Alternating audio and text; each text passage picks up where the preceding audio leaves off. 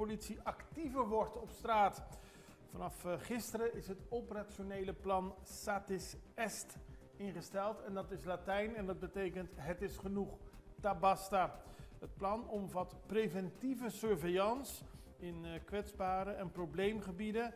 En daarnaast worden gerichte controles uitgevoerd op het gebied van verkeer, illegaal wapenbezit, drugs en andere criminele activiteiten. De politie laat weten dat in het eerste helft van dit jaar verschillende vormen van criminaliteit zijn afgenomen.